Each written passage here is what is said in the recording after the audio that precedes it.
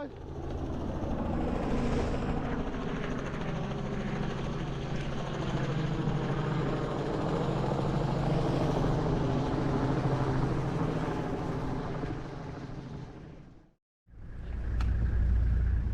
My name is Dr. William Foles. I work as a wildlife veterinarian and conservationist in the Eastern Cape of South Africa. Today we are embarking on one of the most challenging species to work with. They are giraffe, in this case the southern giraffe specifically. Stop. Stop, stop. Okay, we're going to go shoulder shot on this guy that's watching us. He's 44 yards from us. Everyone good?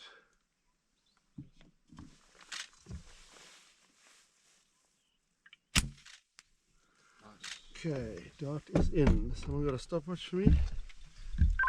Okay, dart is in and he is running onto the middle of the plain, so far so good. Because most of the giraffe in South Africa are contained in some degree by fences, it is important to relocate them for genetic purposes, but we are in the fortunate situation where new conservation space is being created, and in order to repopulate those spaces with giraffe we have to catch them from their place of origin and move them to their new destination. In certain circumstances we are able to approach giraffe by vehicle if we're working in a nice open terrain, but most of the time we need a helicopter. Number one, to get close enough to get the dart in, and then two, to have some guidance and control over them while the drugs take effect and they fall over. The other complicating thing is because these drugs have a severe respiratory and cardiovascular suppressive effect on them, their parameters start to change while they're still on their feet. So in some instances we reach a point where we have to then rope these animals to get them to fall over quicker so that we can get to them and administer life-saving drugs intravenously, and that helps them to get out of the anesthetic danger that they're in.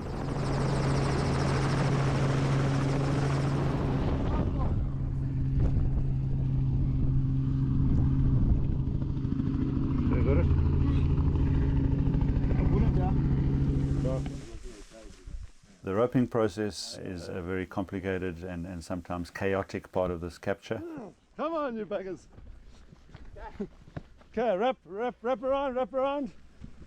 Let me go over you. A lot depends on the terrain, the quality of the team that we're working with and their experience, and obviously the size of the giraffe, and then most importantly, just whether they are asleep enough to actually physically rope to the ground. Sometimes the team's going too early and we get that timing wrong, and then their job is made so much harder.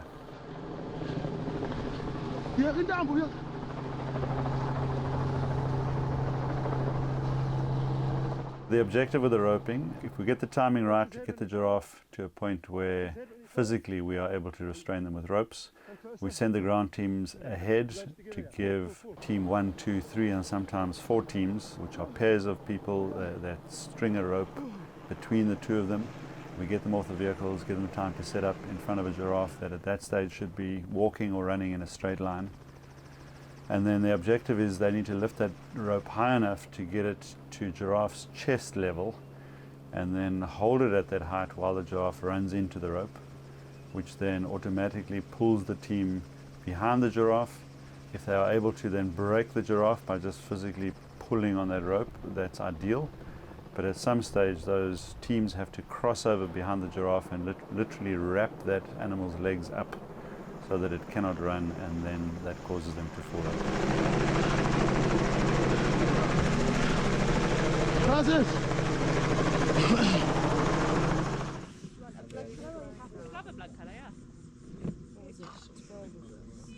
So what makes this capture different to all the other species we work with is when we have them down, we actually wake them up completely. And that's because of their unusual physiology. So we remove the threatening part of all the pharmacology, the anesthetic drugs, and then by sheer physical restraint, due to the nature of their long necks, we lie on their necks and we keep them down while they busy wake up completely. In order to be able to handle them though, we've got to cover their eyes and their ears very, very well. All on you. And just by subduing those senses, they actually become very passive animals, even though the drugs have been taken out of the system. So that is a critical element of it. Once they're down, 2, 3, sometimes 4 people lie on their necks to keep them down. That means they cannot stand up even though they become fully awake.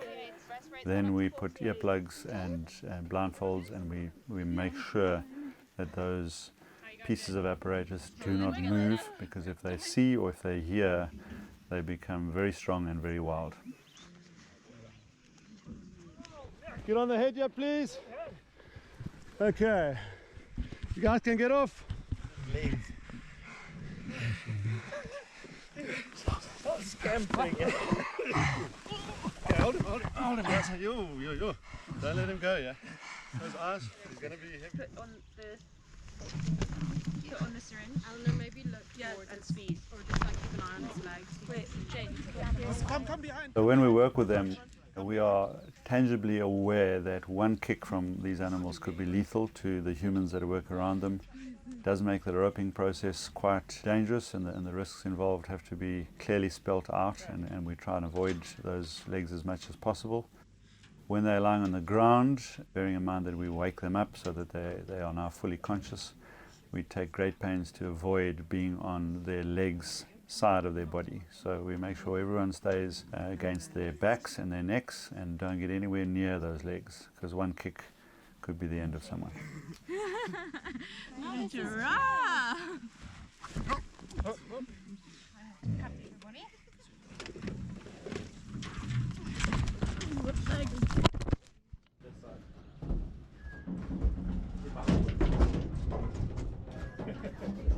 Giraffe have these very strange horns on the top of their heads, which are called ossicles. They are bony protrusions covered by skin, and in some cases, specifically the males, that skin becomes very thick and calloused because they use their horns to headbutt each other as part of their way to exert dominance over other giraffe. One of the distinguishing factors of males is that their horns are slightly thicker. They're covered by this bald patch of calloused skin, and that's how we distinguish them from the females who don't have the bald patch. They have hairs that grow on the top of their ossicles because they don't do all the headbutting that the males do.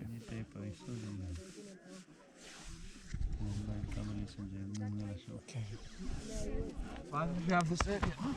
Watch your head there. Whatever you do, don't let this head go. So we're going to go exhausted as possible. Like We've this. got an ear vein Sorry. from us there. My guess, yeah, is probably in front of that vein, huh? Like there. Occasionally, for management and research purposes, we want to put tracking devices on giraffe. Try on the ridge. It's the other option. That's probably going to be stronger in the middle here, huh? This is not an easy animal to put a collar on or anything around their legs, so we are busy testing new technology that uses an ear tag system to track them. So these are satellite trackers. They have little solar panels on them to keep the battery charged. Is that a vein going up there? So This particular one, called a series tag, we are inserting so that we can monitor the movement of this herd of giraffe, because this animal will stay with the herd. And then we combine that with vegetation studies so that we can map the impact of this species in these landscapes to make sure that they're not overutilizing the available browse that is on this property. For me, yeah. let's go. Okay. In theory, this just clicks. Never done this before. But, jeez. As easy as I said, there we go.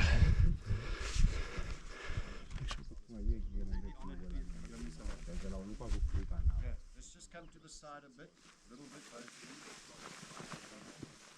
Because of the logistical challenges of getting these animals to the ground, the roping and the coordination of it all, the sheer strength of these animals, the new drug combinations that we're testing, and some of the complicated terrains that we have to work them in, this could be compared with sort of a rodeo show, as happens in many farming situations around the world with horses and cattle and things like that. We think this is taking it to another level. We do use drugs to help us, obviously, otherwise we wouldn't have any chance of getting these animals down.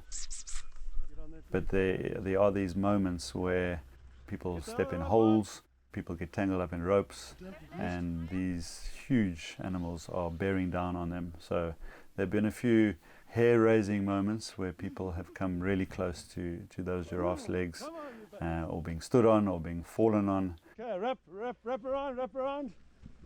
Let me go over you. Yeah, when we look back on them, they can become very humorous, Okay, but in the heat of the moment, Loop, I can let's assure go. you our blood sometimes runs cold. Oh, Steve, get out the way there. Hey. Once the giraffe are down and we have blindfolds and earplugs on, we then attach a head rope with the aid of a halter.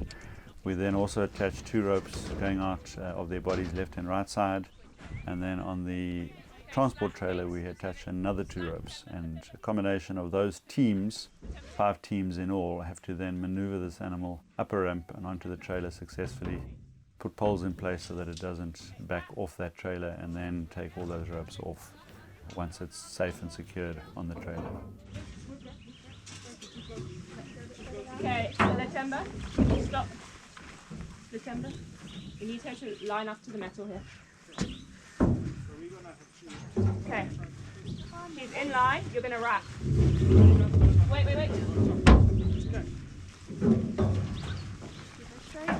Okay, your side needs to pull. Okay, stop on the rope, you're too close to that door, you need to go out.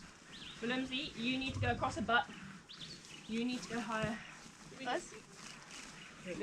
Latemba slap.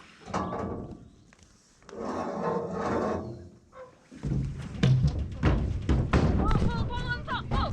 Okay. Go off the tour, let's come.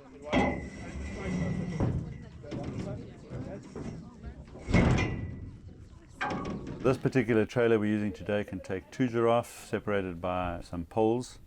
They do get a bit anxious when they feel the trailer for the first time. It's obviously something that's completely foreign to them, and there's a lot of sort of pushing and shoving that goes on, and it looks quite traumatic.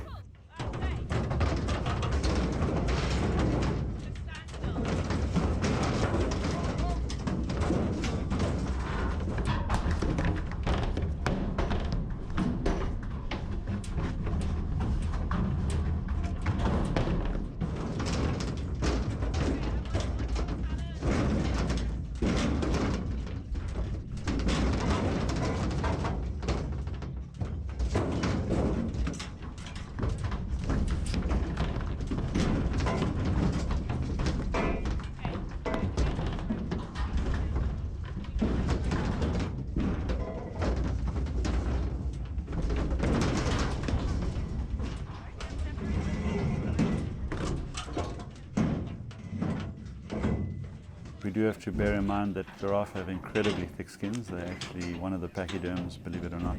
And my experience of them is that they are very tough animals.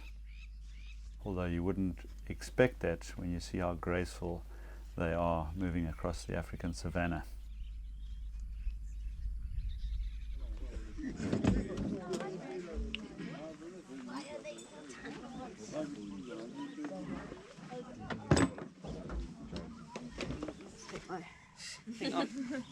At that point, we're going to have students on each rope. I think for every visiting Vescowa student, to catch a giraffe is something that's highly desirable. For them, it's a combination of drugs, logistics, adrenaline, and sometimes some very anxious moments. Yeah, it will be very clear once we got the first. We've got some of them that are going to be helping on the ropes and just getting hands-on and very involved. We've also combined their efforts with some game reserve personnel, some of whom have done this before and some of whom haven't. And we've just got to take that blend of skills and try and get them to work together on the day, preparing everyone before the time, showing them videos, giving them specific jobs. Just making sure everyone does what they need to do on the day is something that is a little bit stressful for us, but when it all comes together, it makes for an amazing experience. And to see those animals walk off on the other side is a special moment for us.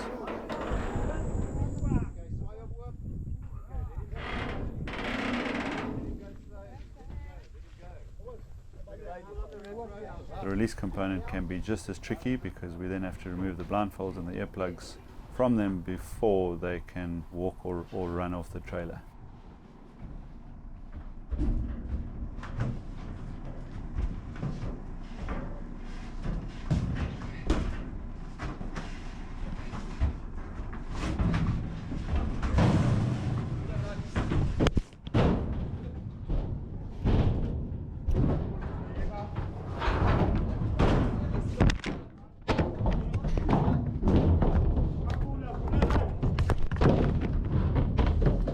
problem with this animal is that the anatomy is incredibly different to most other species.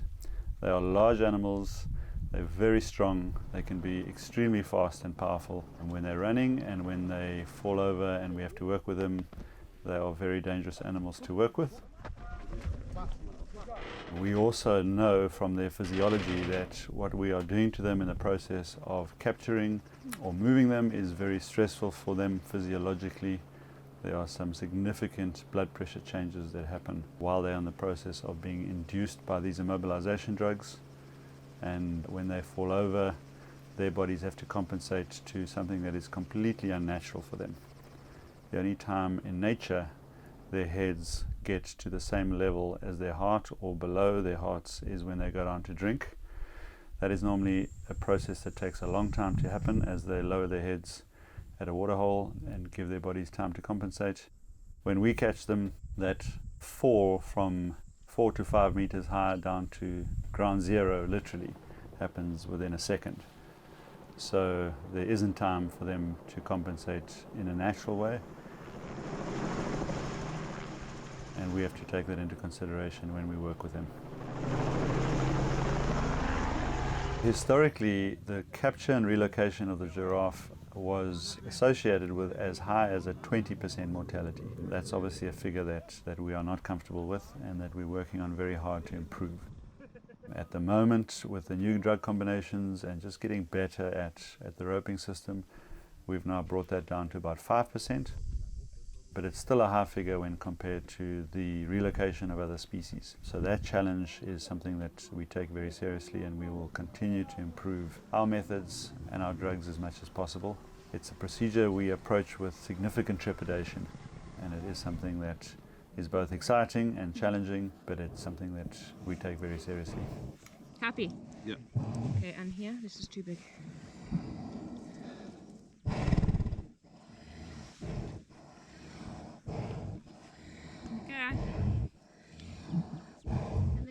If you look at the situation of giraffe across Africa, there are certain subspecies that are in enormous trouble, more endangered than rhino and definitely elephants and lions. And that's not a commonly known fact. The fortunate situation with the southern giraffe is that their numbers are still plentiful and they seem to be stable. But the importance for us of understanding giraffe physiology, giraffe ecology, being good at being able to relocate them and reducing their mortality rates, which historically has been very high in the process of relocation, is that we can then transfer those skills and that knowledge to the more endangered subspecies of giraffe in other parts of Africa. It is a conservation concern to learn more about them and to get better at managing them. But aside from that, they are probably one of the most charismatic species of all the African wildlife. You don't see a photograph of an African landscape or a documentary anywhere without giraffe being featured, because they really are a very important part of the African skyline. And for that reason, most people, when they come to Africa, want to see a giraffe. It makes them very valuable for tourism. And in themselves, they are probably one of the most passive, sort of inquisitive, gentle creatures of them all out there. And that really puts them in a special category for me. It's an absolute privilege working with them. We just love being around giraffe, and we really want to do everything we can to ensure their future survival. 1, 2, 3.